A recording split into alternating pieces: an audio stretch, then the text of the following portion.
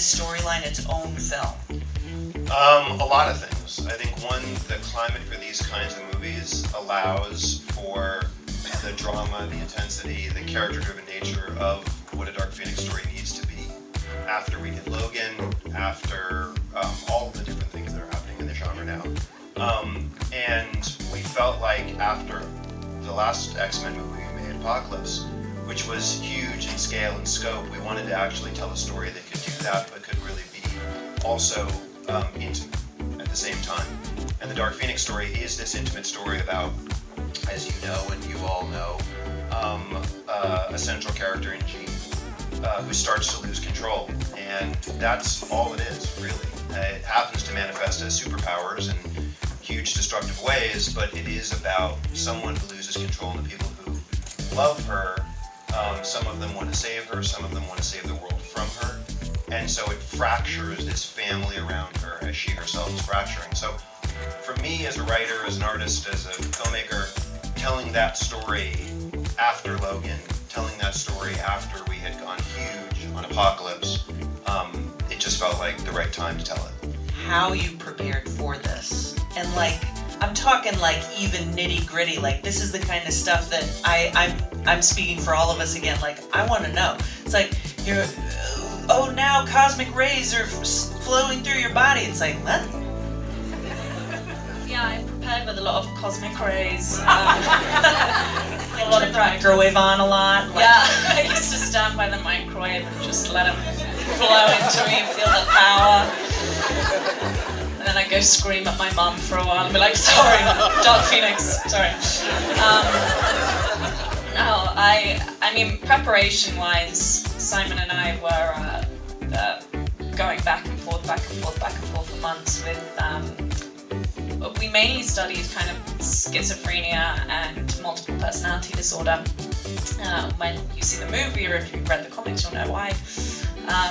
And we kind of went back and forth with material like that, just educating ourselves. And for about 2 days straight, I had this, my headphones in and I was listening to this YouTube thing, and it was like what it sounds like and what it feels like to be schizophrenic. And so I would walk around and try and do my daily chores and jobs and run my errands with voices in my head all day, which was really interesting, and I got nothing done. And then before we even started the movie, I mean, we had like 2 weeks of just like straight rehearsals for hours and hours and hours a day. I mean, it wasn't even rehearsals, it was just talking over like every single line of the script and the dialogue and the action, and really like honing it in and making sure it was what we both felt like it needed to be. And that's the thing about Simon, he's so collaborative.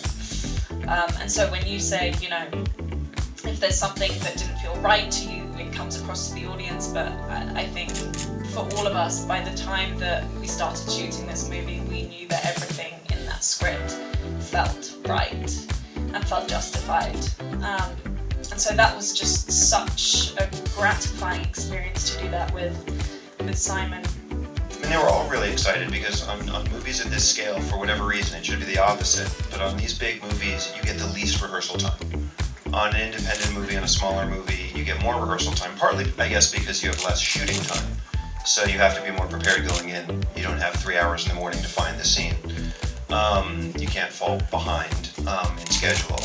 But we had the luxury, especially Sophie and I, and Ty as well, but Sophie and I probably had the most rehearsal time together. And like she said, it was like, wasn't running the scenes and playing the scenes so much as investigating the scenes. And like, you know, taking them apart and putting them back together to make sure that they were in the right place and right order for a reason. I would say the person who I might have collaborated with in a similar way, the closest is Jessica Chastain. Jess is just a friend, and she's someone who was coming to this completely cold. She'd never been in any movie that really resembled this before. And so as opposed to Mike Fassbender and James and Nick and Jen, who we've made, this is now the 4th movie I've made with them, Jessica had lots of questions that started on the sort of superficial science fiction level and then got deeper into the character emotional level. and she had a lot of thoughts, and we crafted the look together, and her voicing, and even the way that we sort of approached her character, because she's many things in this movie in terms of the sort of roles her character plays, but she is in ultimately the villain of the film. And we talked about how to find a voice for a villain that was unique, and not like, mustache twirly, because that's not something that Jessica would be attracted to as a great actress. And she came up with this sort of metaphor of it's not a fun metaphor, so I warn you in advance, and this might make your husband cry too, but is of the veterinarian who has to give the news that your dog needs to be put down. And in this case, it's more than the dog that needs to be put down, from her point of view. But that kind of weird, calm, eerie, terrifying voicing was just really different and way scarier than her being shrill or being demonstrative or aggressive. And once she sort of found her way into that, it was like the character locked in.